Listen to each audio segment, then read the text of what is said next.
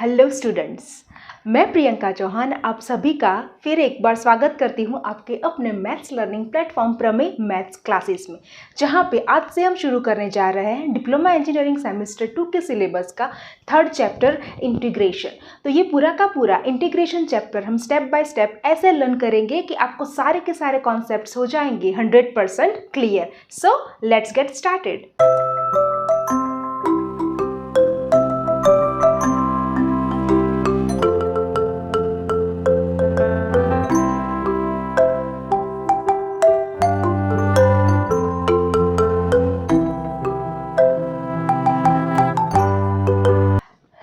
आज हम किससे शुरू करने वाले हैं?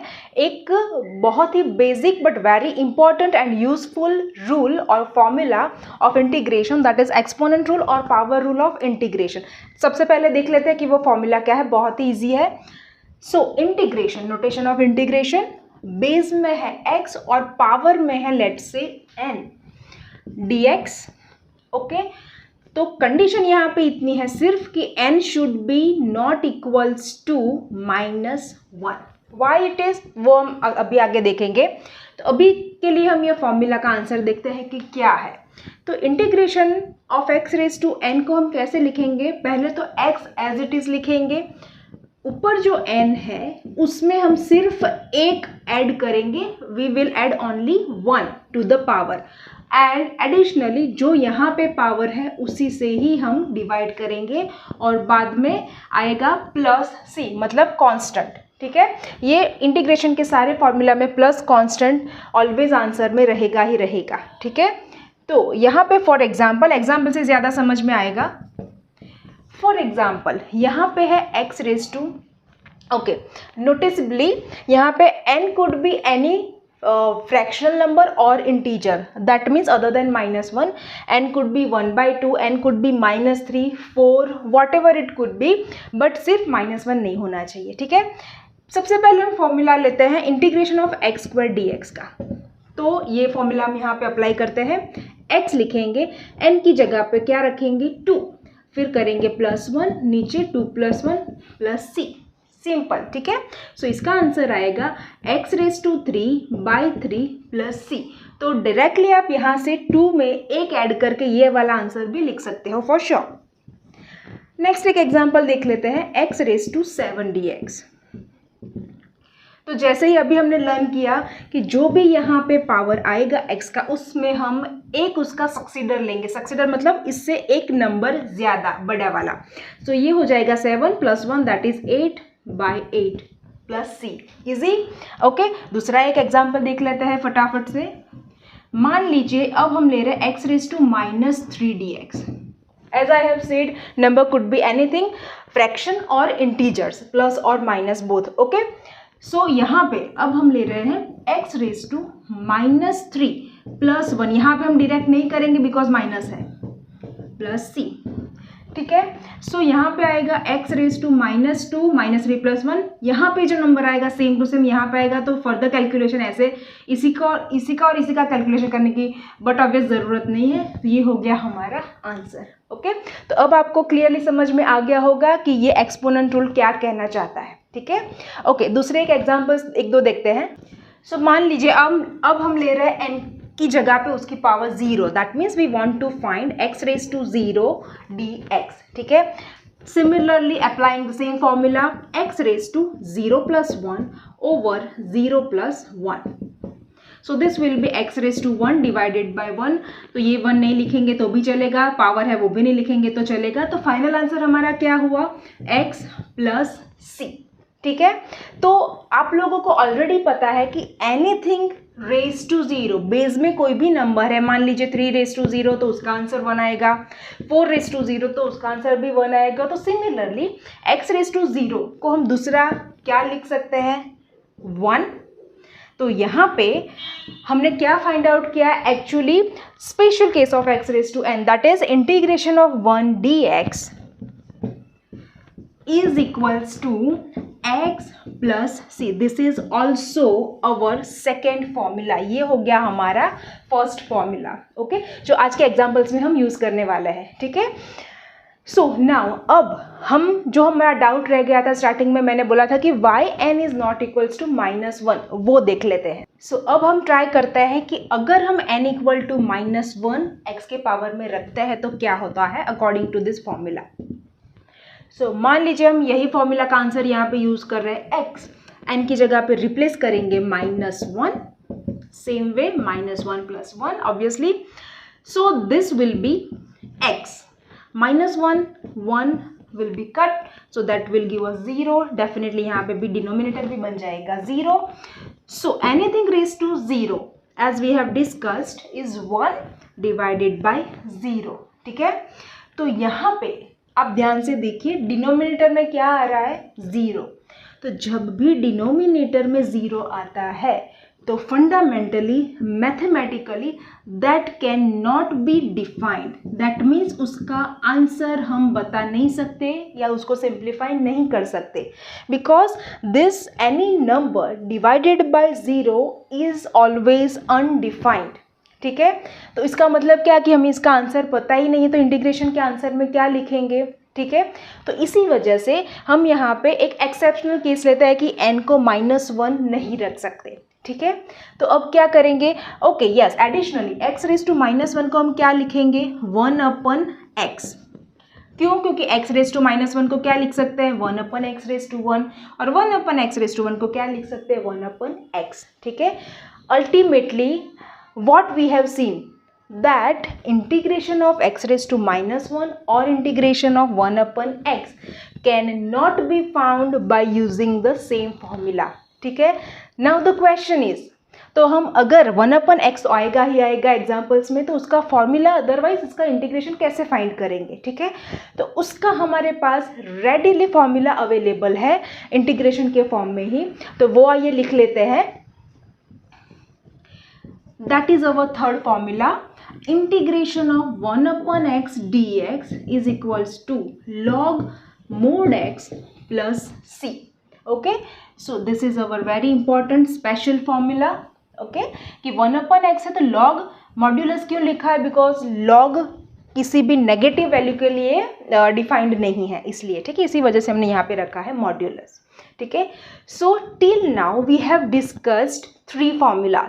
सो अभी आप एक क्वेश्चन देख पा रहे हो यहाँ पे कि एडिशन भी दिख रहा है और एक्स के टर्म्स भी दिख रहा है। एक्स के टर्म आप देख सकते हो कि पावर के फॉर्म में ही है। ठीक है, अभी हम जो नेक्स्ट एग्जाम्पल्स करेंगे वो सारे आपके यूनिवर्सिटी एग्जामिनेशन में फ्रिक्वेंटली पूछे जा चुके हैं in the previous exams. Okay, so please keep attention 100% here, this all are very important example.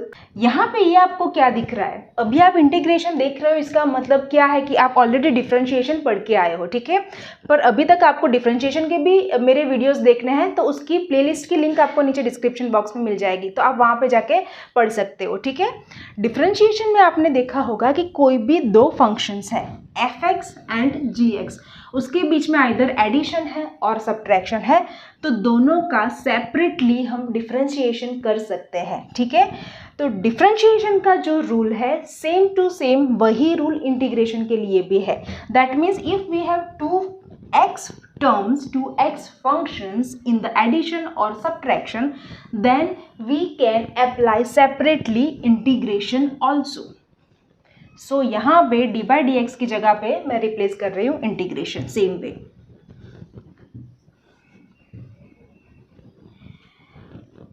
Similarly integration है इसलिए यहाँ पे dx भी आ जाएगा। अब देखिए सेम वे डिफरेंशिएशन का एक ऐसा भी रूल था कि एक x का फंक्शन है और एक कांस्टेंट है। कांस्टेंट मतलब कोई भी नंबर होगा, ठीक है, प्लस माइनस, तो वो जो कांस्टेंट है वो डिफरेंशिएशन के आगे मल्टीप्लिकेशन में शिफ्ट हो जाएगा और जो सिर्फ x का टर्म है उसी का डिफरेंशिएशन होगा। करेक्ट, सेम वे हमें यही करना है इंटीग्रेशन में भी। तो यहाँ पे जो d/dx है उसकी जगह पे मैं रख रही हूँ इंटीग्रेशन। ये dx में क्या लिख रही हूँ, because integration is incomplete without this notation dx। ठीक है, तो अभी आपके सामने जो भी लिस्ट है उतना काफ़ी है, हम जो अभी 3-4 एग्जाम्पल्स करने वाले हैं उसके लिए। ठीक है, तो आइए चलो शुरू करते हैं हमारा फर्स्ट एग्जाम्पल। यहाँ पे आप देख पा रहे हो कि हमारे पास 3 टर्म्स है to integrate along with plus sign. तो सबसे पहले हम यही जो रूल है एडिशन वाला वो अप्लाई करेंगे। ऑब्वियसली यहाँ पे माइनस होगा तो माइनस आएगा, प्लस होगा तो प्लस आएगा, ठीक है। तो यहाँ पे क्या बोल रहा है हमारा ये रूल कि सभी को सेपरेटली इंटीग्रेशन का नोटेशन दे दो, ठीक है। So let's do with that. Our answer is started with integration plus integration plus integration, ठीक है। यहाँ पे आएगा एक्स स्क्वायर डी एक्स, यहाँ पे आएगा 4x dx, यहाँ पे बचेगा 1 dx, correct. Now integration x square अभी हम एज इट इज लिखते हैं, क्यों? देखिए यहाँ पे 4x है तो x का टर्म है, x ही है सिर्फ, ठीक है। बट उसके साथ मल्टीप्लिकेशन में क्या है 4, ठीक है। तो यहाँ पे अभी हमने डिस्कस किया कि जब भी कांस्टेंट होगा इंटीग्रेशन के अंदर तो वो जो कांस्टेंट है वो कहाँ पे आ जाएगा, इंटीग्रेशन के बाहर। तो ये वाला जो 4 है वो कहाँ चला जाएगा, इंटीग्रेशन के बाहर, लेफ्ट साइड, ठीक है। और यहाँ पे बचेगा x ओनली, ठीक है। यहाँ पे भी 1 dx एज इट इज रखते हैं, ठीक है। पहले हमने क्या कर दिया, कोई भी इंटीग्रेशन का फॉर्मूला यूज़ नहीं किया, जो भी सिंप्लीफिकेशन था अकॉर्डिंग टू रूल वो अभी हमने पहले लिख दिया। अब सिर्फ क्या करना है, सिंपल फॉर्मूला जो अभी आपको यहाँ पे दिख रहे हैं बोर्ड पे वही के वही अप्लाई करने हैं क्विकली। सो एक्स स्क्वायर, अभी हमने पावर रूल देखा, एक पावर बढ़ जाएगा तो ये डायरेक्टली हो जाएगा x⁻³ divided by 3 plus 4 as it is integration x, वो क्या होगा, यहाँ पे अगर हम ले ले x तो x की पावर क्या होगी, डेफिनेटली 1, अगर कुछ भी पावर नहीं लिखी है तो, ठीक है। तो यहाँ पे ये क्या हो जाएगा, x⁻1 + 1 1 + 1, तो ये 1 + 1 को हम डायरेक्टली लिख सकते हैं सिंपली 2, ठीक है। अब इंटीग्रेशन ऑफ 1 dx, ठीक है, यहाँ पे आपको दिख रहा है इंटीग्रेशन 1 dx वो हो जाएगा x। इंटीग्रेशन के सारे फॉर्मूला में बाद में लास्ट में हमें लिखना होता है +c, तो तीनों का कांस्टेंट, c मतलब क्या है, एक कांस्टेंट है, ठीक है। तो कांस्टेंट तीनों का हमने एक साथ में कॉम्बिनेशन में लिख दिया c, यहाँ पे c1 c2 c3 आ सकता है, बट वो हमें डिटेल में जाने की ज़रूरत नहीं है, इसीलिए हमने लास्ट में फाइनली लिख दिया +c, ठीक है। आई होप ये पूरा का पूरा एग्जाम्पल आपको क्लियर हो गया है, ठीक है। If you have any doubt you can give me comment और you can ask me in the comment section below, ठीक है। आपको मेरा इंस्टाग्राम अकाउंट भी मिल जाएगा, यहाँ पे स्क्रीन पे फ्लैश हो रहा होगा, तो आपको कोई भी क्वेश्चन या डाउट है तो आप मुझे इंस्टाग्राम पे फॉलो करके भी वहाँ पे DM कर सकते हो, ठीक है। Here in this example you can see that there is something added. What is added?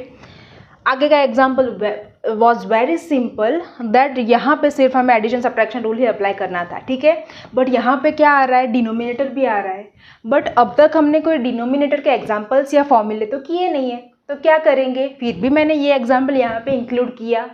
Y? Let's see. देखिए ये हो गया LCM, ठीक है। तो एडिशन सब्ट्रैक्शन रूल के सिंपल रूल्स के हिसाब से हम इसको कैसे सिंप्लीफाई कर सकते हैं, पहले वो देखिए। 2x² + 2x -5, ठीक है। तीनों के डिनोमिनेटर में सेपरेटली हम x लिख सकते हैं, यस, dx, इसको हम अब कर देते हैं पूरा ब्रैकेट, बिकॉज इंटीग्रेशन ये अभी क्या है, कंबाइंडली एप्लीकेबल है इसलिए, ठीक है। So this is the main crucial step for this example, that's it. आपको सबसे पहले वही क्लिक होना चाहिए कि इसका क्या करना है, दैट्स इट, ठीक है। यहाँ पे डिवीजन का कोई रूल ही नहीं है इंटीग्रेशन में, तो डिवीजन का कोई डायरेक्टली रूल आप अप्लाई भी नहीं कर सकते, ठीक है। तो आपको यहाँ पे जब भी कुछ डिवीजन दिया होगा तो पहले उसको आपको इंटरनली सिंप्लीफाई करना पड़ेगा, ठीक है। यहाँ पे x² है, यहाँ पे x है, तो एक पावर कट हो जाएगा और बचेगा 1, ये x के साथ, ठीक है। ये x भी कट हो गया, यहाँ पे क्या करते हैं वो देखते हैं। तो अभी हमारे पास क्या बचा वो लिख लेते हैं, 2x, x की पावर 1 है तो मैंने सिर्फ x लिखा है, +2 -5/x, इसको मैं क्या लिख रही हूँ, सी केयरफुली, 5 × 1/x लिख सकते हैं ऐसे, ऑब्वियसली यस, ठीक है। तो अभी हमारे पास 3 इंडिविजुअल टर्म्स आ चुके हैं, डिनोमिनेटर हमने कैसे भी करके निकाल दिया है। अब हम सिंपल एडिशन सब्ट्रैक्शन रूल का अप्लाई करके तीनों को सेपरेटली क्या करेंगे, इंटीग्रेशन अप्लाई कर देंगे, ठीक है। सो यहाँ पे क्या होगा, इंटीग्रेशन 2x dx, यहाँ पे अगेन इंटीग्रेशन आएगा, यहाँ पे माइनस लिखा, फिर हम लिखेंगे 5 × 1/x dx, ठीक है। देखते हैं कि इसका इंटीग्रेशन कैसे कर सकते हैं। तो अब देखते हैं कि इंटीग्रेशन कहाँ से कैसे कर सकते हैं, ठीक है। तो यहाँ पे 2 और x है, 2 क्या है, कांस्टेंट है, वो जाएगा इंटीग्रेशन के बाहर, डन। यहाँ पे बहुत इंटरेस्टिंग है, ये जो 2 है, ठीक है, उसका तो हम इंटीग्रेशन नहीं पता है, हमें किसका इंटीग्रेशन पता है, सिर्फ 1 का, ओके।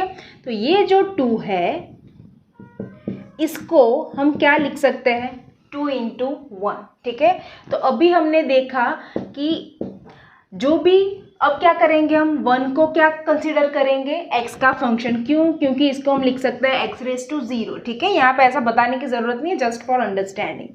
तो अभी हमारे पास कैसे सिचुएशन बनी, 2 × x का फंक्शन, ठीक है। तो according to our rule of constant what we can do, we can take 2 outside of the integration. Integration में सिर्फ क्या बचेगा, x⁻0, वो तो हमें लिखना नहीं है, x⁻0 की जगह हम क्या रखेंगे, dx, ठीक है। तो इंटीग्रेशन ऑफ सम कांस्टेंट, इस टाइप का क्वेश्चन आपके MCQ यूनिवर्सिटी एग्जाम के MCQs में भी पूछा जाता है कई बार, ठीक है।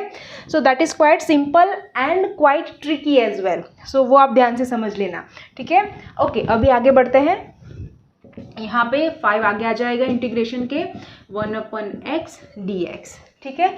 तो हमारे पास अभी इन तीनों के फॉर्मूला अवेलेबल है, वो यहाँ पे सिंप्लीफाई कर देते हैं हम फॉर्मूला यूज करके, ये 1 हो जाएगा, 2, तो x का इंटीग्रेशन होगा x² 2 according to this formula by replacing 1 in place of n। अब ये हो जाएगा 2, 1 का इंटीग्रेशन क्या होता है, x, तो हमने लिख दिया x, 5 as it is 1/x का हम पहली बार यूज कर रहे हैं अभी एग्जाम्पल्स में, तो 1/x का इंटीग्रेशन जो आपको याद ही रखना है, क्लियर कट। 1/x का इंटीग्रेशन होगा log mod x। तो जैसे ही आपकी इंटीग्रेशन की साइन निकल जाती है, बाद में आपका यहाँ पे एक कांस्टेंट वाला टर्म डेफिनेटली दिखना चाहिए, ठीक है, keep in mind that. For the simplification, ये 2 और ये 2 मल्टीप्लिकेशन डिवीजन में है तो कैंसिल आउट हो जाएंगे, सो ये हो जाएगा x², बाकी 2 टर्म्स में कोई भी आगे सिंप्लीफिकेशन नहीं होगा, तो हम वो एज इट इज रखेंगे। सो this is our final answer of question given, ठीक है। चलिए एक और एग्जाम्पल देख लेते हैं। तो यहाँ पे भी इंटरेस्टिंग टर्म है, यहाँ पे आपको पूरा जो टर्म है, 2 टर्म है, वो बेस में दिया है, ऐसा नहीं दिया है कि सिंपल x² तो में आता है, ठीक है, बट यहाँ पे क्या दिया है, x - 1/x whole square dx, ठीक है। तो यहाँ पे आप क्लियर कट देख पा रहे हो कि इसका डायरेक्ट कोई भी यहाँ पे इम्प्लीमेंटेशन नहीं हो सकता है।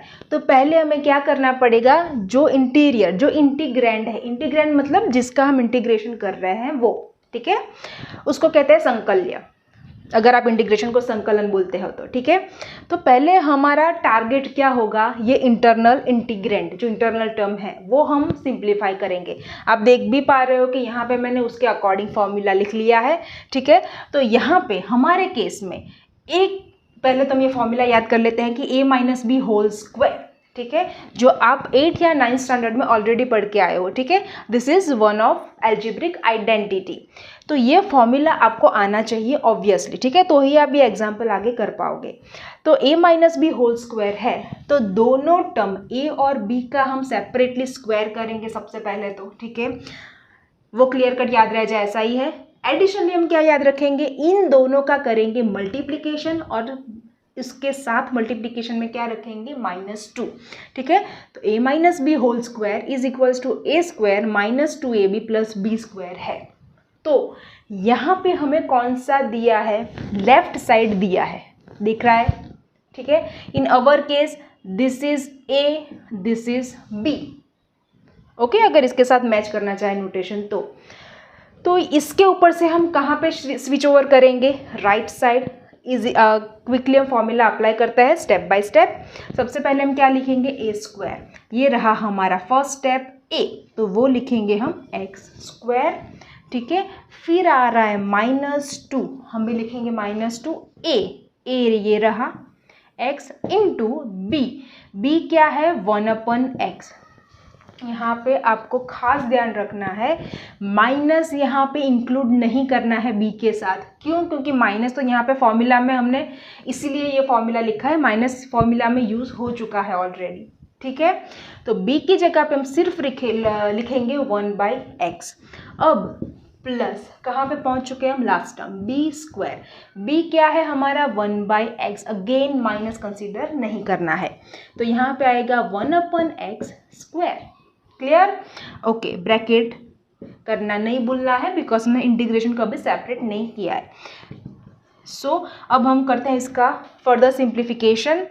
एक्स स्क्वायर ये हो जाएगा x और x कट डाउन, बचेगा 1, तो यहाँ पे हमें सिर्फ बचा 2, तो प्लस 1/x, 1 स्क्वायर हो जाएगा और नीचे आ जाएगा x स्क्वायर। मतलब what we have done, this power will be applied to numerator and denominator, simple exponent rules.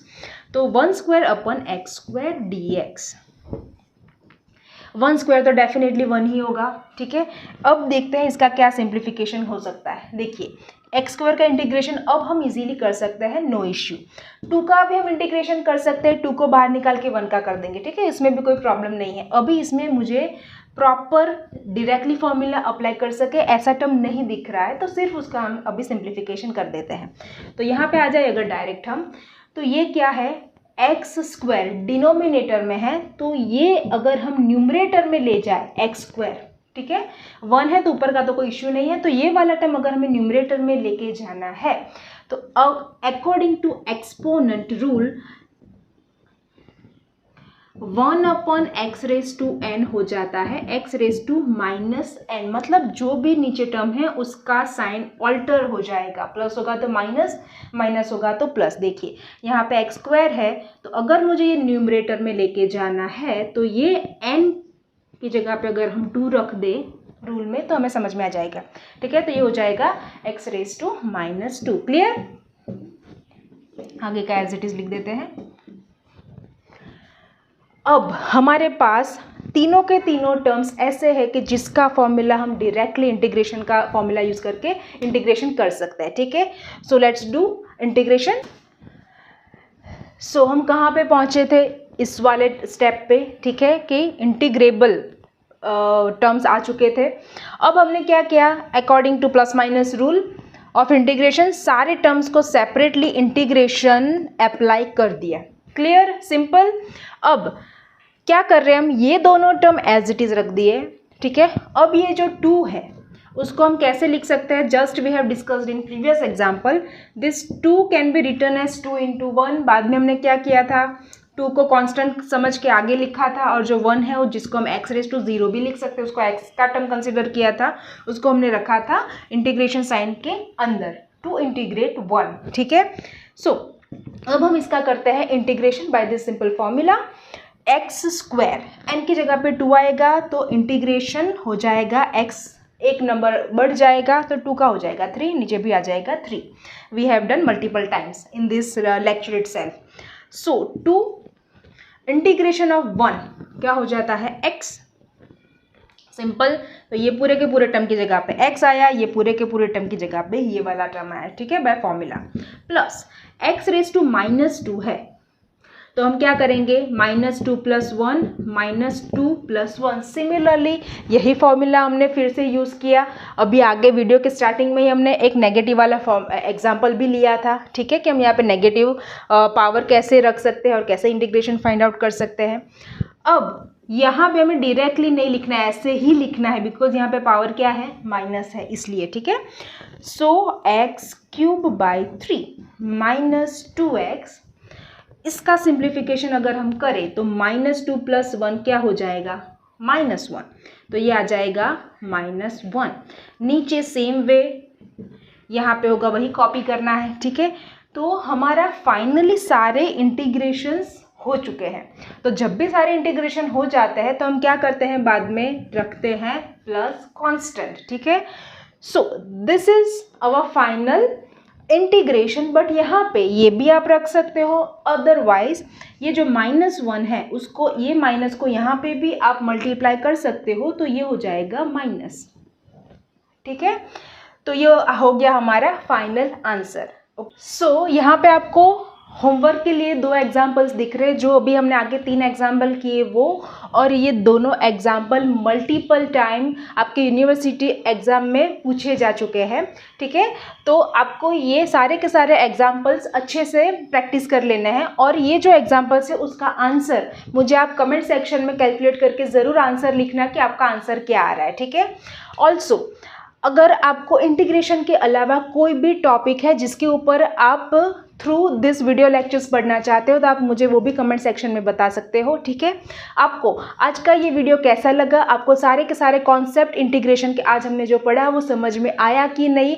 अगर आपके कोई सजेशंस है, कोई भी फीडबैक है, तो मुझे आप नीचे कमेंट सेक्शन में बता सकते हो, ठीक है। अगर आपने अब तक मेरे चैनल को सब्सक्राइब नहीं किया है तो प्लीज़ सब्सक्राइब कर लीजिए, ताकि फर्दर जो भी हम इंटीग्रेशन पढ़ेंगे उसकी वीडियो आप मिस ना करो, और आपके क्लासमेट्स और फ्रेंड्स को ज़रूर से ये वीडियो शेयर करिए कि जिससे वो भी इसका फ़ायदा उठा सके और इससे अच्छे से पढ़ सके, ठीक है।